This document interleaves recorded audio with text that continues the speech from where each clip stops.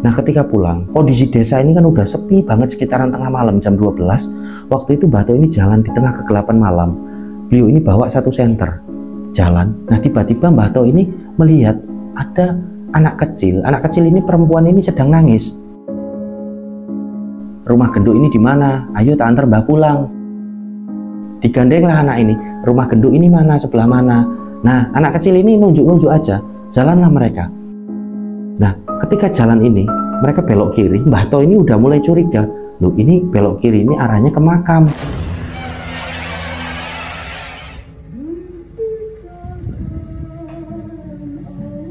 Bismillahirrahmanirrahim. Assalamualaikum warahmatullahi wabarakatuh. Apa kabar rencang semua? Semoga semuanya dalam keadaan sehat, selalu diberikan kelancaran dalam beraktivitas dan juga kelancaran rezeki. Kembali lagi berjumpa dengan saya Sukma Arga, dan alhamdulillah di video kali ini kembali saya akan bercerita tentang satu kisah mistis. Dan insya Allah di akhir cerita kita semua, rencang semua ini bisa mengambil hikmah dan pelajaran dari apa yang terkandung dalam cerita ini. Nah buat rencang semua yang menonton tayangan kali ini dan belum subscribe, yuk subscribe dulu dan jangan lupa untuk klik notifikasi loncengnya. Tentunya agar channel ini semakin berkembang dan saya semakin bersemangat lagi dalam membagikan cerita-cerita terbaru. Dan semoga amal kebaikan rencang semua dibalas sesuatu yang lebih besar dan berlipat-lipat oleh Allah Subhanahu wa Ta'ala. Amin. Baik, tanpa berlama-lama, pasang headphone masing-masing dan tetap waspada sekeliling Anda. Ana kidung rumaksa ing wengi teguh hayu luput ing lara. Untuk cerita kali ini dibagikan oleh satu rencang kita yang namanya Firdaus.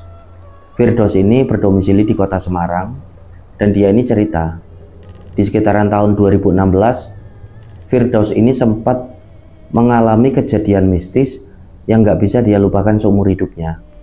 Jadi waktu itu kejadian mistis ini berkaitan dengan satu surau. Surau ini musola ya, kalau di tempatku biasa disebut langgar gitu. Jadi awal kisah dari Firdaus ini, awal ceritanya di sekitaran tahun 2016, Firdaus ini kan kondisinya lagi kuliah. Dia ini masih kuliah di salah satu kampus, salah satu perguruan tinggi yang ada di kotanya itu, di Semarang. Nah ketika kuliah di kampus itu, Firdaus ini memang aktif sebagai salah satu mahasiswa yang aktif dalam satu kegiatan gitu, organisasi lah UKM, unit kegiatan mahasiswa yang berkecimpung bergerak ini dalam hal keagamaan kerohanian, yaitu agama Islam. Nah waktu itu Firdaus ini ketika aktif di UKM itu, Firdaus kenal dengan dua orang, namanya ini Aziz sama Bambang. Dimana Aziz sama Bambang ini berbeda jurusan dengan si Firdaus, tapi mereka ini pada akhirnya menjadi akrab dalam satu UKM itu. Nah kalau Firdaus ini kan asalnya memang dari Semarang kota Semarangnya. Kalau si Aziz ini asalnya masih di sekitaran Semarang, Kabupaten Semarang, tepatnya ini dari Salatiga. Nah satunya si Bambang ini yang agak jauh. Bambang ini masih di Jawa Tengah, tapi kotanya ini kota Pemalang. Jadi dari Semarang ini ke barat gitu ya, Pemalang itu. Dan Pemalangnya ini, informasi dari Firdaus, si Bambang ini tinggalnya di Pemalang tapi yang pelosok desa gitu. Desanya ini masih ya bisa dikatakan sangat terpencil gitulah, masuk ke kawasan hutan-hutan jati. Nah waktu itu seperti biasa, mereka bertiga ini habis kuliah gitu kan. Mereka nongkrong di sekretariat dari UKM itu. Ketika di sana mereka seperti hari-hari biasanya, mereka ini berdiskusi ringan, mereka ngobrol santai, mereka bercanda sembari mereka ini ngopi. Nah waktu itu tercetuslah satu program, di mana program dari kegiatan itu adalah renovasi dari surau ataupun musola ini yang ada di desa-desa terpencil. Nah, karena memang di UKM itu yang ya bisa dikatakan aktif ini adalah mereka bertiga, karena yang lain ini kebanyakan mayoritas ini perempuan. Yang cowok ini memang cuma mereka bertiga. Pada akhirnya setelah tercetus ide itu, yang perempuan ini hanya nurut aja, membuatkan program-program, membuatkan estimasi biaya dan lain-lain untuk diajukan ke rektorat gitu, ke dekan. Yang tiga ini, cowok-cowok itu si Firdaus, Aziz sama Bambang ini yang nantinya akan survei ke ke lokasi-lokasi ini. Mereka akan berangkat gitu kan, peninjauan ke lokasi-lokasi yang mereka ini akan pantau. Ada surau-surau ini yang perlu direnovasi. Nah, waktu itu ketika siang hari itu Bambang ini sempat bilang sama kedua temannya itu, si Firdaus sama Aziz. Bambang ini bilang, aku ini di rumahku ya ada satu surau, tapi surau ini bukan hanya minta direnovasi, tapi ya seperti udah nggak digunakan gitulah. Ya pantasnya memang mungkin dirobohkan dulu baru dibangun gitu, bukan hanya direnovasi, karena kondisinya ini udah benar-benar terbengkalai lama dan udah nggak dipakai. Gimana menurut kalian? Oh ya nggak apa-apa, kita tinjau dulu, kata kedua temennya. Nah waktu itu Bambang ini, tapi aku ini malu karena surau ini dekat dengan rumahku gitu loh, dan surau ini adalah ya warisan gitulah dari kakekku. Dulu surau ini dibangun, musola ini, langgar ini dibangun di tanah wakaf gitu dari kakekku. Nah kedua temennya Aziz sama si Firdaus ini, ya nggak apa-apa, kok harus malu, ini kenapa? Nggak apa-apa kalau memang kita pantau dulu, kita tinjau dulu, nanti kondisinya bagaimana, kalau masih bisa direnovasi, tidak harus dirobohkan, ya nanti kita renovasi juga, nggak apa-apa, kan masih juga masuk di sekitaran Jawa Tengah program kita. Nah waktu itu akhirnya setelah kedua temannya bicara seperti itu, Bambang pun akhirnya ya sudah, aku tak menghubungi bapakku dulu, nanti kita tinjauan ke sana sekalian main ke rumahku. Toh kalian berdua ini belum pernah main ke rumahku, kata Bambang. Oh yowis kalau gitu, kata kedua temannya. Nah sampai pada akhirnya si Bambang ini pun menghubungi bapaknya yang ada di kampung. Bapaknya ini namanya Pak Romat. Dihubungilah sama si Bambang bahwasanya Bambang ini mau pulang kampung, mengajak kedua temannya. Nah setelah menghubungi bapaknya itu, Bambang ini bilang sama si Firdaus sama Aziz, wes aku udah bilang sama bapakku, ya kita ditunggu di sana. Nah akhirnya mereka ini bersepakat gitu kan, akan berangkat ini pada hari Jumat. Mereka akan berkumpul di sekretariat sekitaran habis sholat isya itu. Mereka akan berangkat ke sana naik mobil. Mobilnya ini mobilnya si Firdaus. Nah singkat cerita, hari keberangkatan untuk ke Pemalang, ke kampungnya dari si Bambang ini pun tiba. Waktu itu habis isya di hari Jumat, mereka ini bertiga sudah kumpul di sekretariat. Nah waktu itu di sekretariat ini cukup ramai. Di sana perempuan-perempuan ini ya sedang ada yang ngerumpi, ada yang ngobrol, ada pula yang sedang membuat program-program estimasi biaya dan lain-lain. Si Bambang, Firdaus sama Aziz ini nggak langsung berangkat gitu loh ke Pemalang. Jadi mereka ini di sana duduk-duduk dulu, mereka ngopi, mereka santai ngobrol, dan sampai mereka ini nggak kerasa, mereka ini bersantai ngobrol ngopi di sekretariat itu sampai jam 11 malam. Nah waktu itu Bambang ini langsung bilang sama Firdaus sama Aziz, ini kita bertiga ini ngobrol dari tadi nggak kerasa loh, ini udah jam 11 malam. Gimana kita mau berangkat kapan? Jadi nggak ke rumahku. Oh ya jadilah ya Allah, udah jam 11 ya, kata si Firdaus. Ayo berangkat aja. Nah akhirnya barang-barang mereka yang akan mereka bawa ini dimasukkan ke dalam mobilnya dari Firdaus, dan mereka pun berangkat dari UKM itu, dari Semarang. Di sekitaran jam 11 mereka ini berangkat untuk menuju ke Pemalang. Nah di perjalanan nggak ada kendala apapun, alhamdulillah. Dan sekitaran jam 1 malam mereka ini kan lewatnya lewat Pantura, jalan utama. Mereka ini udah sampai di kota Pekalongan sekitaran jam 1 malam itu dini hari. Nah sampai di Pekalongan mereka ini sempat berhenti untuk mampir ke satu warung karena mereka ini lapar, mereka ini makan. Nah setelah mereka makan, mereka pun melanjutkan perjalanan untuk menuju ke Pemalang. Nah waktu itu di warung ini mereka agak lama, hampir sekitaran 1 jam gitu kan. Jadi sekitaran jam 2 kurang ini mereka baru berangkat itu dari Pekalongan menuju ke Pemalang. Sampai pada akhirnya sampailah mereka ini di kota Pemalang. Nah sampai di kota Pemalang ini mobil ini pun bergerak menuju ke arah selatan. Jadi Pemalangnya ini Pemalang Selatan. Jadi ya bisa dikatakan ini daerah gunung gitulah. Mereka ini berangkat. Nah sesampainya di daerah Paduraksa Pemalang. Paduraksa Pemalang ini di sekitaran jam 3. Sudah jam 3 ini hampir subuh hari. Nah waktu itu Bambang ini bilang sama kedua temannya, udah kita berhenti dulu ini di satu masjid. Jadi ada masjid di sana. Mereka ini berhenti. Nah waktu itu si Firdaus ini tanya, "Loh Bang, kok berhenti? Sekalian aja lah, aku masih kuat nyetir. Kita langsung aja ke rumahmu." Bukan gitu, kita berhenti dulu di masjid nunggu subuh. Karena ya satu, jalan ini masih rawan. Karena ya nanti kita melewati seperti hutan-hutan jati gitulah, masih rawan begal gitu. Jadi aku agak takut, makanya kita berhenti aja dulu sini sambil nunggu pagi hari. Lagian jalannya ini, yo nanti kalian lihat sendirilah kalau udah lewat jalannya ini bagaimana. Toh kalian nanti mengiyakan aku kalau kita di pagi hari aja kita lewatnya. Oh ya sudah kalau gitu. Firdaus sama Aziz ini nurut. Mereka berhenti di satu masjid jam 3 dini hari itu. Nah mereka ini di sana, mereka istirahatkan, mereka tidur di depan masjid itu, dan nggak kerasa mereka ini terbangun ketika suara adzan ini berkumandang. Waktu itu adzan subuh, mereka bertiga ini bangun. Nah bangun, mereka ini wudhu, mereka subuhan. Setelah mereka subuhan, mereka pun langsung melanjutkan perjalanan untuk menuju ke kampungnya dari si Bambang ini, ke desanya Bambang. Nah sekitaran jam 5 mereka ini mulai bergerak lagi menuju ke Pemalang Selatan itu. Dari daerah Paduraksa mereka berangkat naik ke atas.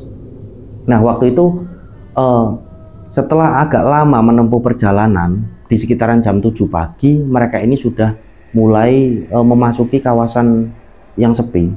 Jadi waktu itu pengakuan dari si Firdaus ini memang menuju ke kampungnya Bambang ini, akses jalan menuju ke kampungnya Bambang ini sangat sulit gitu loh. Jadi seringkali masih ada jalannya rusak. Nah waktu itu mereka ini masih terus jalan sampai pada akhirnya mereka ini ketemu dengan pasar. Nah di pasar ini ada pertigaan. Nah di pertigaan ini mereka sempat berhenti dulu. Bambang nyuruh si Firdaus ini berhenti di satu warung, berhenti dulu, kita beli kopi, kita beli rokok dulu, karena nanti di desaku ini kalau kalian pengen ngopi, pengen apa ini aksesnya agak jauh gitu loh. Ini pasarnya pasar terakhir. Loh, masa masih jauh ini kampungmu ini? Tanya si Firdaus sama Aziz kan. Masih, ini sekitaran 8 kilo, 10 kilo. Loh, ini masih jauh. Masih jauh, makanya kita berhenti dulu. Nanti kalau kita butuh rokok, butuh apa ini susah. Oh ya sudah kalau gitu. Akhirnya mereka beli rokok di situ, beli kopi.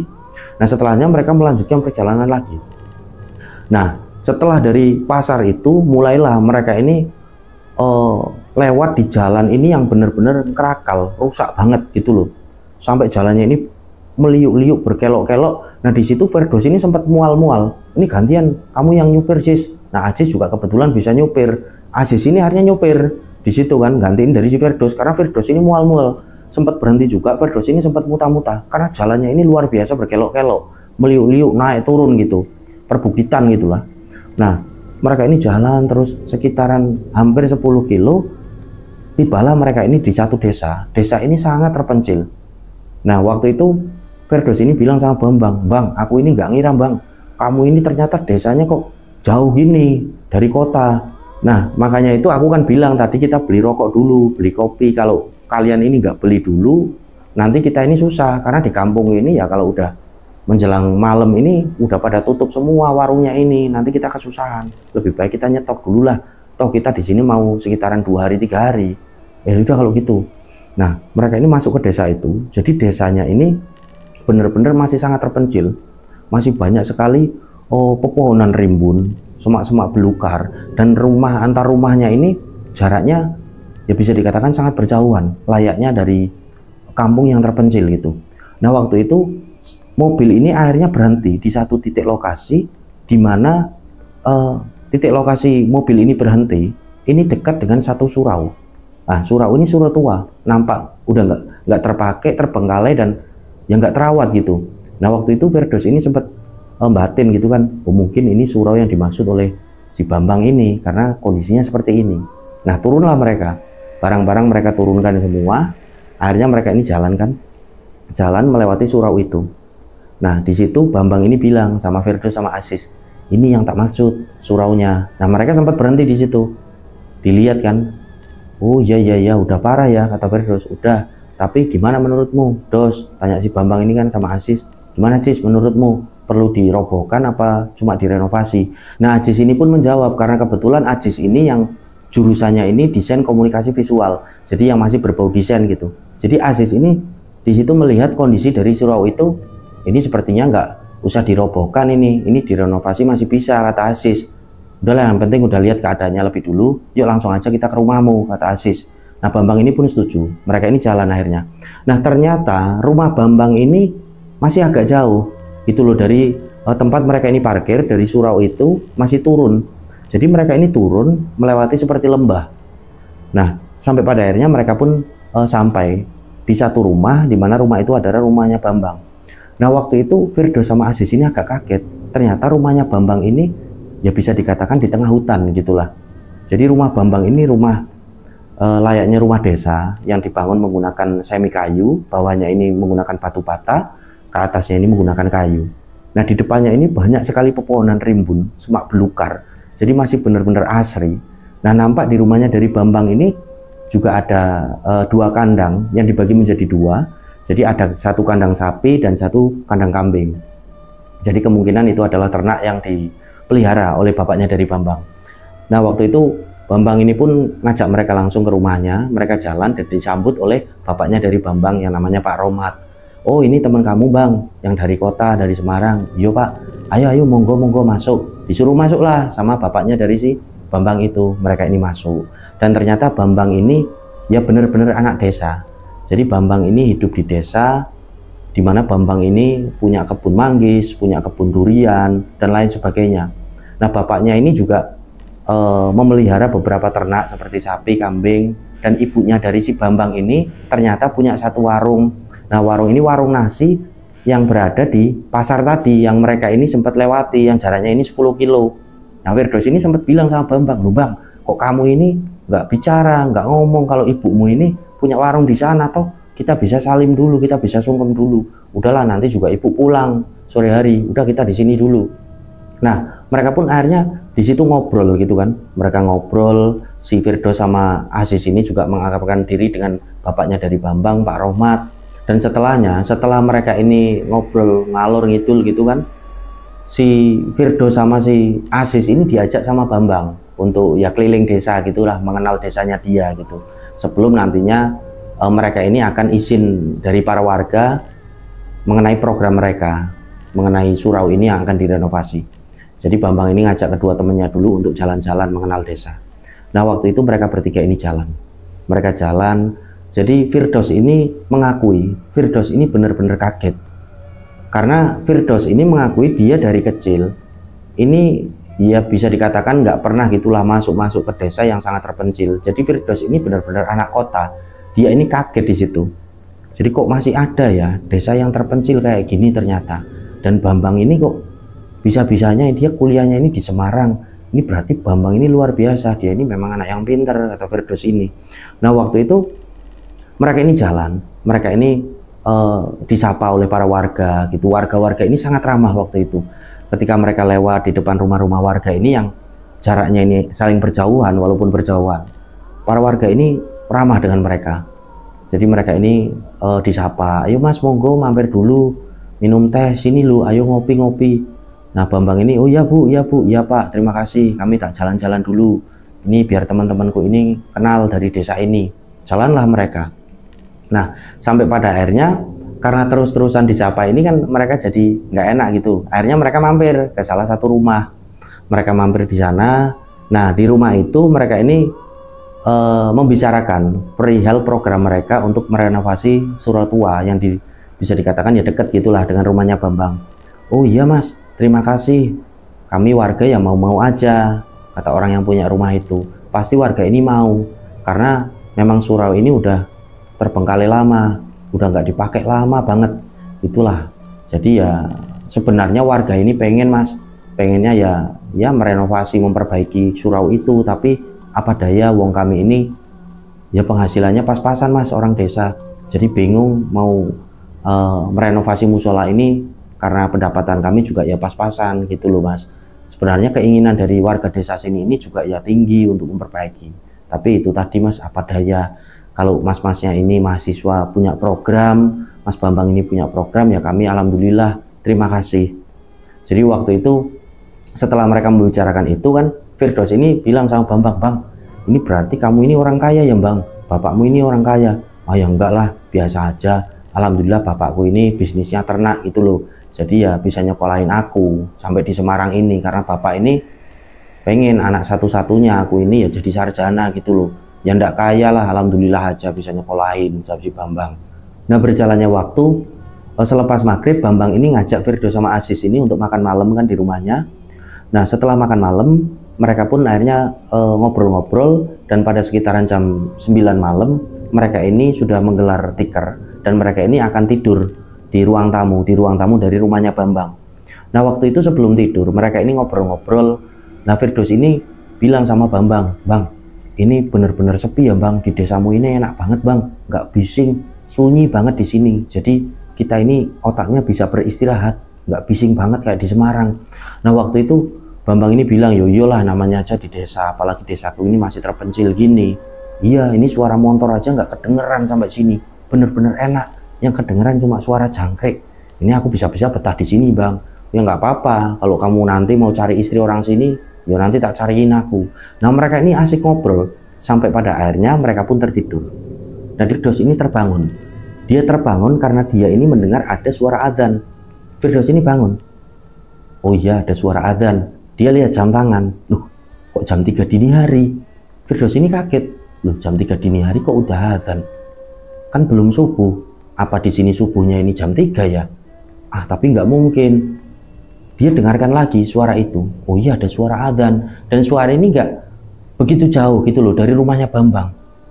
Nah, Firdaus ini akhirnya bangunin si Aziz itu, satu temannya. Sis, bangun sis, yang tidur di sebelahnya itu. Aziz bangun kan, ada apa?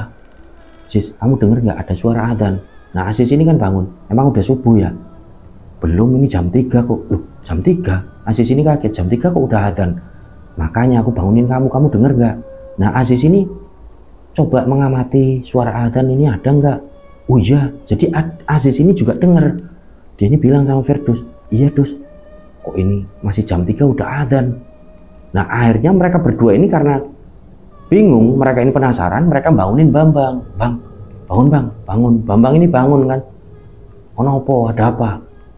Bang, ini kok masih jam 3 tapi udah ada suara adzan. Emang subuhnya di sini jam 3 ya? Nah waktu itu Bambang ini dengan santai dan dia ini masih ngantuk ini menjawab dua temannya itu. Oh itu udah biasa, jam 3 itu memang seringkali ada suara adzan kayak biasanya, karena suara adzan itu biasanya untuk bangunin orang-orang ini yang sholat tahajud gitu loh. Nanti subuh hari, sekitaran subuh hari itu 4:30 itu ya ada adzan lagi, adzan subuh. Udah tidur lagi aja, aku masih ngantuk, kata Bambang. Oh, akhirnya kedua temannya ini udah menjawabkan jawaban itu kan. Oh ya sudah, tak kirain ini ada adzan apa. Mereka pun kembali tertidur di malam itu kan. Sampai akhirnya subuh hari ini tiba, mereka bangun, mereka melaksanakan sholat subuh. Nah waktu itu sekitaran jam 7 setelah mereka bertiga ini jalan-jalan pagi, Bambang ini pamit waktu itu sama si Firdaus sama Aziz. Bambang ini mau nganter ibunya ke pasar. Bambang ini bilang sama Firdaus sama Aziz, kalian berdua nunggu di sini ya, nggak apa-apa, toh udah banyak yang kenal dengan kalian, dari kemarin udah jalan-jalan juga. Nanti kalian bisa jalan-jalan, kalian bisa ke kebunku, bisa sanalah metik durian, metik manggis, metik apa, semau kalian aja, dimakan nggak apa-apa. Nanti di rumah juga ada bapakku itu yang ngurusin ternak, aku tak nganter ibuku dulu. Ini ibuku, daripada berangkat sendiri kasihan, mumpung aku di rumah, aku tak nganter ibuku. Nah si Firdaus sama Aziz ini pun mengiyakan, oh ya sudah mbak, nggak apa-apa, ya wes tak tinggal ya, nanti karena jaraknya ini jauh kan ke pasar sana ya, nanti paling enggak aku duhur ini baru pulang ke rumah, kalian jalan-jalan dulu. Nah akhirnya Bambang ini pun nganter ibunya. Nah tinggallah Firdaus sama si Aziz ini di rumahnya dari Bambang. Nah waktu itu mereka ini izin sama bapaknya dari Bambang, Pak Romat. Pak, kami tak ke kebun ya Pak, ke kebunnya Bapak, ke kebunnya Bambang, katanya kami boleh makan durian gitu loh Pak, kata Bambang. Oh iya ya Mas, nggak apa-apa, kesana aja, ini tak bawain arit. Nah dibawain arit sama bapaknya Bambang ini untuk metik duriannya itu kan untuk belah. Nah si Firdaus sama Aziz ini pun berangkat. Oh ya sudah Pak, terima kasih. Mereka berdua ini berangkat. Nah ketika mereka ini jalan dari rumahnya Bambang, mereka ini melewati surau tua di mana mereka ini parkir mobil ini kan, yang lokasinya nggak begitu jauh, nggak seberapa jauh dari rumahnya Bambang yang akan direnovasi itu. Mereka ini lewat. Nah ketika Firdaus dan Aziz ini lewat, nampak suasana desa ini sepi, nggak ada satu orang pun ini yang keluar rumah ataupun apa. Jadi kemungkinan para warga ini sedang bekerja atau apa gitu waktu itu. Nah mereka ini jalan di sekitaran jam 8 pagi ini, mereka melewati surau itu. Nah ketika si Firdaus sama Aziz ini lewat di depan surau itu, mereka berdua ini melihat, loh di dalam surau di tengah-tengah ini nampak ada sosok bapak-bapak ya kisaran parubaya, umurnya 50 tahunan ini sedang duduk ini menghadap ke arahnya dari kiblat gitu loh, duduk. Nah mereka ini kaget, loh katanya surau ini udah nggak dipakai, kok ada orang yang masih di sini. Mereka ini kan penasaran berdua, jalanlah mereka menuju surau itu. Mereka mendekat dan mereka ini mendengar bapak-bapak ini sedang berzikir. Nah, akhirnya bapak-bapak ini berhenti dari zikirnya. Bapak ini menoleh ke arah Firdaus sama Aziz. Disapalah Firdaus sama Aziz. Jadi Firdaus sama Aziz ini jaraknya kan agak jauh dari bapak itu. Mereka ini melihat wajahnya ini sangat tua. Tapi bapak-bapak ini mendekat ke arah mereka. Kok aneh, wajahnya ini menjadi semakin muda gitu loh. Tapi mereka ini nggak menaruh curiga apapun dengan bapak-bapak ini. Bapak-bapak ini tanya dengan mereka berdua. Loh Le, mau kemana? Pagi-pagi kok udah jalan-jalan? Oh iya Pak, ini kami mau ke kebunnya dari Bambang, kebunnya dari Pak Romat itu loh. Kami mau metik durian, tapi kami udah izin Pak, udah diizinin. Saya temannya Bambang, kata si Firdaus. Oh iya, saya juga udah denger, bapak-bapak ini bilang, saya juga udah dengar dari para warga. Kalian ini yang nanti akan merenovasi dari musola ini ya, surau ini. Oh iya Pak, bener. Ini juga berkat Bambang yang ngasih tahu kami Pak. Bambang kan teman kuliah kami, program kami dari kampus. Oh ya bagus, alhamdulillah. Ya sudah, saya ini pengen kalau renovasinya dipercepat karena musola ini, surau ini udah nggak terbengkalai, udah nggak dihuni ini lama banget, udah puluhan tahun. Eman sayang banget kalau musola ini, surau ini yang nggak dipakai, kata bapak-bapak itu kan. Jadi bapak-bapak ini akhirnya cerita, karena di sini ini ya Mas, banyak sekali ini anak-anak ini yang bingung gitu loh kalau ngaji nggak ada musola, sedangkan letak masjid ini kan agak jauh sana di depan. Oh ya sudah Pak, nanti insya Allah kami percepat, kata Firdaus. Oh ya sudah Pak, kami tak pamit dulu, kami tak ke kebunnya dari Pak Romat. Oh ya, monggo silahkan, terima kasih, kata bapak-bapak itu. Nah, pengakuan dari Firdaus ini melihat bapak-bapak ini ya bapak-bapak biasa. Jadi bapak-bapak ini menggunakan pakaian ini batik, sarungnya ini sarung lurik-lurik gitu, dan menggunakan songkok berwarna hitam. Songkok ini peci, kopiah berwarna hitam. Nah, setelah dari surau itu mereka pun jalan, nggak menaruh curiga apapun. Mereka ke kebun, mereka ini metik durian, mereka makan durian di sana berdua. Nah, setelahnya mereka ini jalan pulang. Setelah dari kebun itu di sekitaran jam 10 mereka ini pulang ke rumahnya Bambang. Sampai di rumahnya Bambang ini belum pulang. Nah, akhirnya mereka duduk-duduk kan di situ bikin kopi, mereka ngerokok, mereka ngobrol. Nah, Pak Romat ini dari ngurusin ternaknya ini menghampiri mereka berdua. Bapaknya dari Bambang itu duduk dengan mereka berdua. Nah, waktu itu Firdaus ini cerita, tanya lah tepatnya ini ke Pak Romat. Pak nyun sewu Pak, itu surau katanya kan udah nggak dipakai ya Pak. Kok barusan saya ini ketemu dengan bapak-bapak di sana. Nah, Pak Romat ini agak kayak kaget wajahnya. Loh, maksud kalian ini gimana? Iya Pak, barusan diceritakan lah sama si Firdaus ini kan, kalau mereka ketemu dengan bapak-bapak. Nah, bapaknya dari Bambang ini tanya, bapak-bapaknya ini gimana ciri-cirinya? Nah, Firdaus ini jawab ya, pokoknya pakai songkok warna hitam, peci hitam Pak, kopiah itu, pakai baju batik sama pakai sarung lurik-lurik. Oh ya. Barusan kalian beneran ketemu ya di sana? Iya Pak, kami ketemu. Siapa Pak itu? Itu eyangnya, kakeknya dari Bambang. Oh, kakeknya Bambang. Tak kirain siapa Pak, ternyata kakaknya Bambang toh. Nah, waktu itu Pak Romat ini jalan menuju ke dalam rumah. Entah waktu itu akan mengambil apa, membuka lemari. Nah, dari tumpuan baju-baju ini diambil ada satu foto. Nah, foto ini diberikan oleh Pak Romat ini kepada Firdaus dan Aziz. Ini bukan orangnya yang kalian temui. Oh iya Pak, ini bener. Iya, ini bapak-bapak ini yang barisan kamu temui. Oh iya, berarti bener. Itu eyangnya, kakeknya dari Bambang, namanya Mbah Narto, biasa dipanggil Mbah To. Mbah To ini udah meninggal 30 tahun yang lalu. Mereka ini kaget, innalillahi wa inna ilaihi raji'un. Pak, yang bener Pak. Ya, Mbah To ini udah meninggal, itu kakeknya Bambang. Sebelum Bambang ini lahir dulu, kakeknya udah meninggal. Namanya Mbah Narto, biasa dipanggil Mbah To. Pak, yang bener Pak. Wong barusan kami ini ketemu Pak. Kami ini ngobrol, wujudnya ini manusia kok Pak, biasa. Nah, di situ akhirnya Pak Romat ini cerita mengenai sosok bapaknya itu almarhum. Jadi, informasi dari Pak Romat dulu, Mbah To ini adalah sosok yang sederhana bapaknya itu. Mbah To ini selalu bangun ini di subuh hari. Nah, ketika di subuh hari ini, beliau ini selalu adzan di surau itu. Beliau ini adzan. Nah, sebelum adzan subuh ini, Mbah Narto ini juga adzan terlebih dahulu. Biasa adzan di jam 3 dini hari. Jadi adzan ini untuk membangunkan orang-orang agar sholat tahajud. Nah, waktu itu setelah subuh hari ini mereka semuanya ini subuhan di desa itu, para warga Mbah To ini selalu berangkat ke sawah untuk menggarap sawahnya. Jadi ketika duhur ini tiba, Mbah To ini pun pulang, adzan lagi, adzan duhur, begitu seterusnya. Jadi ya bisa dikatakan yang mengurusi surau itu adalah dulu Mbah To. Nah waktu itu yang sholat di surau itu memang sepi sekali. Jadi bisa dihitung jari gitulah. Ya Mbah To, paling bapaknya dari Bambang, Pak Romat, terus beberapa warga yang ada di situ. Jadi waktu itu ceritanya kenapa surau ini bisa dibangun, itu adalah berangkat dari kegelisahan Mbah To, bapaknya dari Pak Romat. Mbah To ini gelisah waktu itu, gelisah karena di desa ini kok nggak ada surau ya, nggak ada musola, sedangkan anak-anak di sini ini butuh tempat mereka ini untuk belajar ngaji, karena masjidnya ini letaknya agak jauh dari desa mereka. Nah akhirnya berangkat dari kegelisahannya Mbah To ini, Mbah To pun yang awalnya tanah ini akan didirikan rumah oleh Mbah To, diwakafkanlah tanah itu untuk didirikan surau, sebuah musola.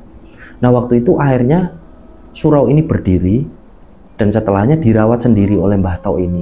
Nah para warga anak-anak ini kalau belajar ngaji juga di situ. Selepas maghrib anak-anak ini pada ngumpul, mereka ini belajar ngaji di situ. Dan berjalannya waktu, pada suatu malam ada satu kejadian. Waktu itu sekitaran jam 11 malam.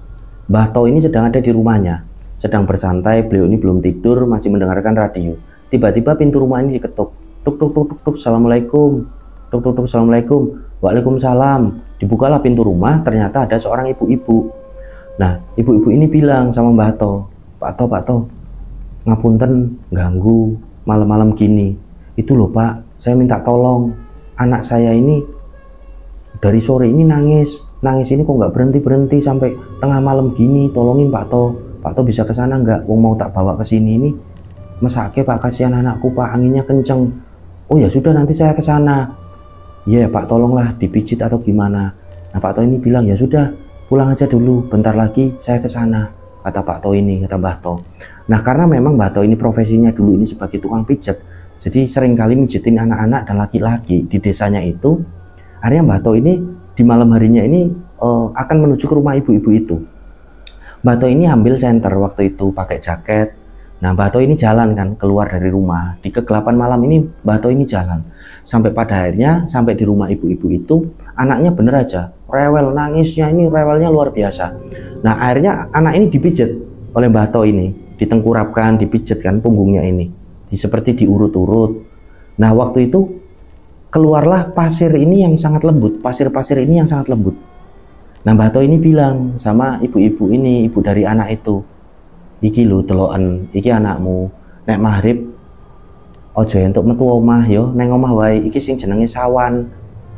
Anakmu kalau maghrib ini jangan boleh keluar rumah, ini yang namanya sawan, nggak bagus kalau maghrib di luar rumah. Oh iya Pak To, wong ini dari tadi anak ini dibilangin susahnya minta ampun, nggak mau mandi malah lari-lari nih di luar maghrib ini. Ya nanti dibilangin ya, pokoknya dipaksa masuk rumah. Nah setelahnya keluar ini seperti serat-serat kayu kecil. Nah ibu-ibu ini juga bingung loh, kok bisa ya, bisa keluar kayak gitu.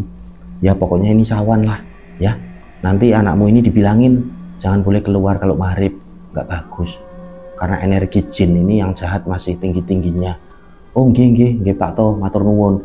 Nah setelahnya Pak To ini pun pamit, Mbah To ini pamit dari rumah ibu-ibu ini untuk pulang ke rumahnya. Ya sudah saya pulang dulu, assalamualaikum. Waalaikumsalam. Mbah To ini pulang. Nah ketika pulang, kondisi desa ini kan udah sepi banget, sekitaran tengah malam jam 12. Waktu itu Mbah To ini jalan di tengah kegelapan malam. Beliau ini bawa satu senter jalan. Nah tiba-tiba Mbah To ini melihat ada anak kecil ini perempuan ini sedang nangis di tengah jalan. Ya anak kecil ini menggunakan seperti pakaian daster anak-anak gitu loh, kecil, sambil seperti jongkok ini nangis gitu, membelakangi dari Mbah To ini. Nah Mbah To ini kan penasaran, Mbah To ini jalan ke anak-anak kecil itu kan, Duk, kenapa Duk, kok nangis neng kene? Nah anak kecil ini noleh. Nah waktu anak kecil perempuan ini noleh, Mbah To ini sadar betul, oh ini bukan anak manusia ini. Nah karena Mbah To ini bukan penakut, tahu Mbah To ini bukan anak manusia. Ditanya, Genduk kenapa Nduk kok nangis malam-malam gini? Ini cuma gelengkan kepala aja sambil terus nangis. Anak kecil perempuan itu, oh ya sudah, rumah genduk ini di mana? Ayo tak antar Mbah pulang. Si anak kecil ini cuma ngangguk-ngangguk aja, manggut-manggut ini sambil terus nangis. Ya sudah, ayo tak gendeng sama si Mbah. Digandeng lah anak kecil itu. Nah, ketika gandeng ini Mbah To ini ngerasain betul. Jadi anak kecil ini sangat dingin, kulitnya ini sangat dingin. Jadi Mbah To ini seperti megang es batu gitu, dingin banget. Ya sudah, karena Mbah To ini juga udah tahu ini bukan anak manusia. Digandenglah anak ini, rumah genduk ini mana, sebelah mana. Nah, anak kecil ini nunjuk-nunjuk aja. Jalanlah mereka. Nah, mereka ini jalan. Nah, ketika jalan ini, mereka belok kiri. Mbah To ini udah mulai curiga. Loh, ini belok kiri ini arahnya ke makam. Tapi karena Mbah To ini nggak penakut gitu kan, ya sudahlah. Akhirnya jalan terus. Mana rumahnya genduk, mana sebelah mana, ayo tak anterin si Mbah. Jalan terus sampai pada akhirnya anak kecil ini nunjuk bener aja. Nunjuk ke arah makam, masuk ke pemakaman, kuburan. Nah, waktu itu Mbah To ini kan udah tahu. Oh ya bener berarti. Oh ya sudah, ayo tak anter sama si Mbah. Diantarlah, mana rumahnya genduk yang mana. Nah, anak kecil ini nunjuk satu makam. Oh, ini rumahnya genduk. Sambil manggut-manggut. Di situ udah nggak nangis anak kecil itu. Nah, setelahnya Mbah To ini bilang, ya sudah, si Mbah tak pulang dulu ya, udah malam. Kamu pulang ke rumahmu, jangan di jalan, udah malam. Si anak kecil ini manggut-manggut. Setelahnya jalan ini menghilang di kegelapan malam, entah kemana. Nah, Mbah To ini sangat tenang di situ, nggak takut sama sekali. Mbah To ini pun jalan kembali pulang. Jadi ada satu kejadian ini yang sangat luar biasa dari Mbah To ini, yang diceritakan oleh Mas Firdaus ini, dari informasi dari Pak Romat ini, bapaknya dari Bambang. Nah, setelahnya Mbah To ini pulang. Nah, sampai berjalannya waktu, ada satu momen, di mana momen ini benar-benar mengagetkan dari Pak Romat, bapaknya Bambang waktu itu. Jadi pada suatu hari, tepatnya ini di hari Jumat, waktu itu Romat ini diajak oleh Mbah To, oleh bapaknya ini Pak To untuk menuju ke masjid untuk melaksanakan ibadah sholat Jumat. Si Pak To ini bilang sama Romat, ayo leh mangkat di masjid, ndang mangkat, gue ndak telat di masjid, nanti terlambat ke masjidnya, ayo segera berangkat. Berangkatlah mereka berdua. Mereka berangkat ini seperti biasa, sampai di masjid mereka ini mengambil air wudhu. Setelahnya mereka berdua ini duduk bergabung, berkumpul dengan jamaah lain. Mereka duduk dengan sangat tenang untuk mendengarkan khotib yang sedang berkhotbah. Nah, waktu itu setelah khotbah ini selesai, sholat Jumat ini akan segera dimulai. Romat ini kan berdiri, mau mulai sholat Jumat ini kan mengikuti imam. Waktu itu bapaknya, Pak To ini masih duduk aja, nunduk. Nah, bahunya ini kan ditepuk sama anaknya itu Romat. Pak, ayo Pak, ndang sholatnya wis arep dimulai. Pak, ayo Pak, segera Pak, sholatnya ini udah mau dimulai. Nah, Pak To ini masih nunduk aja, ditepuk lagi sama Romat. Pak, ayo Pak, ndang dimulai ki sholatnya. Segera Pak, udah mau dimulai. Masih nunduk aja. Akhirnya beberapa jamaah ini kan menghampiri Romat. Ono apa le, ada apa le? Ini loh Bapak, wong dari tadi tak tepukin sholat udah mau mulai, apa Bapak ini ketiduran, nggak bangun-bangun.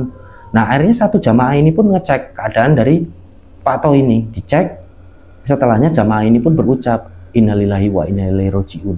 Nah, waktu itu Romat ini langsung kaget. Loh Pak, innalillahi wa inna ilaihi rajiun. Dipeganglah bapaknya tersebut dan ternyata Pak To ini udah meninggal. Pak To ini meninggal dunia waktu itu. Nah, disitulah Romat ini benar-benar kaget. Kagetnya ini sangat luar biasa. Dia ini shock. Bapak ini tiba-tiba nggak ada. Posisinya ini hari Jumat. Mbah To meninggal ini di masjid duduk. Ini sedang sangat tenang ini mendengarkan khutbah. Subhanallah. Nah, waktu itu Romat ini nangis, benar-benar nangis. Nah, akhirnya kebijakan sanaan dari imam dan jamaah lain ini, ya sudah, ini Mbah To ini dibawa dulu, ayo Pak To ini dibawa dulu ke rumahnya. Kita pending sebentar sholat Jumatnya. Setelahnya nanti kita sholat Jumat langsung ini segerakan jenazah dari Pak To ini.